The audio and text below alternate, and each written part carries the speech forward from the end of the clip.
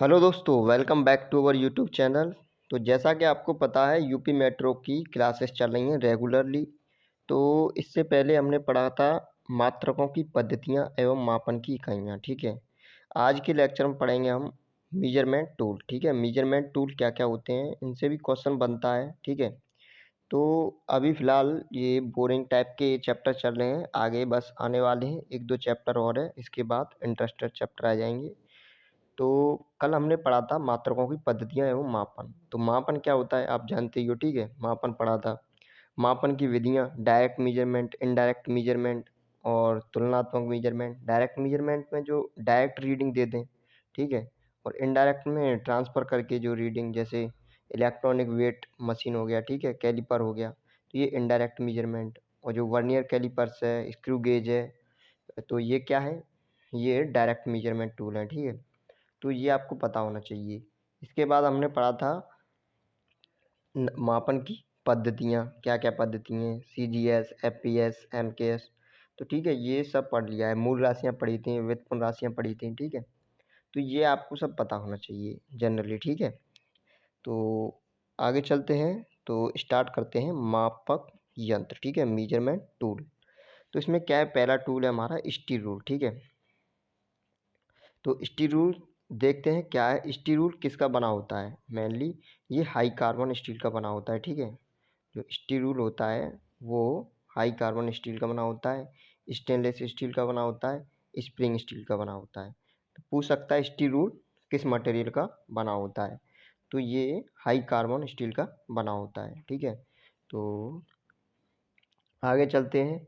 तो आगे बात करते हैं इसके साइज़ की। इसका साइज़ कितना होता है, तो साइज़ होता है 150 mm से 300 mm। ठीक है, तो ये तो पता चल गया आपको, ये मेजरमेंट टूल है।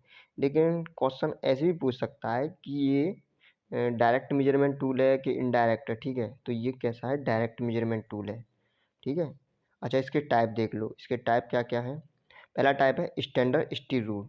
इसकी जो लीस्ट काउंट होती है अल्पतमांक, वो होती है 0.5 mm या 1/64 इंच। ठीक है, अच्छा फ्लेक्सिबल स्टील रूल दूसरा हो गया। तो ये किस मटेरियल का बना होता है, ये स्प्रिंग स्टील का बना होता है। ठीक है, अच्छा नैरो रूल्स, ये क्या होता है, नैरो से समझ में आ रहा है, मतलब पतले सकरे सकरे स्थानों में माप लेने के लिए यूज किया जाता है नैरो। ठीक है, इसकी चौड़ाई 5 mm होती है। ठीक है, तो आगे चलते हैं श्रिंकिंग रूल्स। ठीक है, ये क्या होता है, ये देखो श्रिंकिंग रूल, इसका उपयोग किस में किया जाता है, पैटर्न मेकिंग में किया जाता है। ठीक है, इसमें जो खाने होते हैं वो सामान्य साइज से बड़े होते हैं थोड़े। इसके खाने 1/10 इंच से 7/16 इंच तक प्रति फुट बड़े होते हैं। ठीक है, इसका उपयोग पैटर्न मेकिंग में, मोल्डिंग शॉप में और गर्म वस्तुओं के मापन में। तो देखो ये पूछ सकता है क्वेश्चन ऐसे कि मोल्डिंग शॉप में किस मेजरमेंट टूल का उपयोग किया जाता है, तो ये क्या है, श्रिंकिंग रूल का। ठीक है, श्रिंक रूल। तो ऐसे ही पूछा श्रिंक रूल में, श्रिंक रूल से श्रिंक रूल का उपयोग कहाँ किया जाता है। ठीक है, गर्म वस्तुओं के मापन में ऑप्शन दे देगा, और ठीक है उसके हिसाब से आपको सही लगा के आना है। अच्छा की सीट रूल, की सीट रूल क्या है, वर्गाकार सतहों पर रेखाएं खींचने में, की सीट रूल का उपयोग वर्गाकार सतहों पर रेखाएं खींचने में किया जाता है। अच्छा कैलिपर वो हो गया अपना, स्टील रूल हो गया, स्टील रूल के टाइप हो गए। अब कैलिपर्स आ गया, मेजरमेंट टूल कैलिपर्स, ये दूसरा टूल है। ठीक है, तो इसमें क्या है, कैलिपर्स क्या है वो मैंने बता ही दिया, इनडायरेक्ट मेजरमेंट टूल है। ठीक है, इसका उपयोग किस में, दूरी स्थानांतरित करने में किया जाता है। और ये किस किस मटेरियल का बना होता है, तो देखो मिल्ड स्टील का और high carbon steel, mild steel और हाई कार्बन स्टील का बना होता है। इसके जो टाइप होते हैं, टाइप 3 टाइप से हैं। देखो बनावट के अगर आधार पे की जाए तो फर्म जॉइंट और स्प्रिंग जॉइंट। ठीक है, फर्म जॉइंट और स्प्रिंग जॉइंट। स्प्रिंग जॉइंट क्या है, एक्यूरेसी अच्छी होती है इसकी।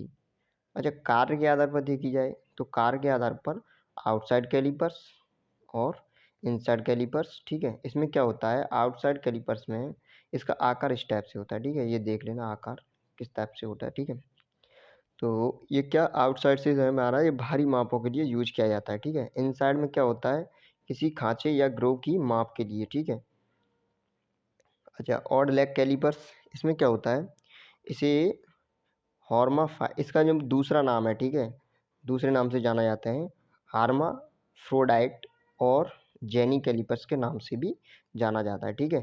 तो इसका यूज कहाँ किया जाता है? किसी भी जॉब के समांतर रेखाएं खींचने में, ठीक है। इसमें क्या होता है, एक साइड फिक्स होती है और उसको एक जगह रख के दूसरी लाइन खींची जाती है उसी के समांतर। तो बढ़ाते जाते हैं आगे तो लाइन खींचती जाती है, ठीक है, समांतर लाइनें खींची जाती हैं। अच्छा, नोट देख लो, नोट क्या है। कैलिपर्स का जो साइज होता है वो रिवेट सेंटर से और गेजिंग पॉइंट की दूरी तक लिया जाता है, ठीक है। जो कैलिपर्स का साइज होता है वो रिवेट सेंटर से, जैसे मान लो ये है कोई, ये रिवेट लगी है और यहाँ से एक साइड में ये है और एक साइड में ये है, ये क्या है, ये यहाँ पे फिक्स रहता है, ठीक है, और ये लाइन खींचता है यहाँ से। तो ये इसकी जो साइज होगी वो ये रिवेट सेंटर है, ठीक है, रिवेट सेंटर से और गेजिंग पॉइंट, तो गेजिंग पॉइंट ये है, जो इसकी साइज ये होगी, ठीक है। आगे तीसरा जो है मेजरमेंट टूल वो है ट्राई स्क्वायर, ठीक है, गुनिया। तो ट्राई स्क्वायर इस टाइप का होता है, ये देख लो। इसमें क्या है, ये ब्लेड है, जो ब्लेड किसका बना होता है, हाई कार्बन स्टील का, और ये 90 डिग्री के एंगल पे होता है। अच्छा, जो स्टॉक है वो कास्ट आयरन या एल्यूमिनियम का बना होता है। तो देखो ये लिखा हुआ है और सारी पॉइंट लिखे हैं, ठीक है, सभी पॉइंट लिखे हैं और पूरा डिटेल में है। किसी भी एग्ज़ाम का जो ITI से मेंटेनर, ठीक है, कोई भी एग्ज़ाम देना चाहते हो तो उसके लिए ये काफ़ी इम्पोर्टेंट है। पूरा है लगभग। ये जल्दी वीडियो इसलिए हो रही है क्योंकि ये लिखना नहीं पड़ रहा है, डायरेक्ट लिखा हुआ है उसी में, देख के बस हो रहा है, ठीक है। तो इसी तरह वीडियो डालेंगे और आपको अगर कोई भी डाउट होता है तो कमेंट सेक्शन में पूछ सकते हो, ठीक है। इसकी सहायता से क्या है, ये ट्राई स्क्वायर है, ठीक है, इसकी सहायता से ये आपने यूज किया हो तो ठीक है, वरना क्या है, इसकी सहायता से क्या होता है, जॉब के समकोण की जांच की जाती है, ठीक है, और 90 एंगल पे रेखाएं खींची जाती हैं। जैसे हम रेखा खींचते हैं तो वो 90 एंगल पे स्केल से सिर्फ नहीं खींच सकते, ठीक है, कुछ इधर उधर हो जाती हैं, लेकिन इससे क्या होता है, बिल्कुल एक्यूरेट 90 एंगल पे रेखाएं खींची जाती हैं।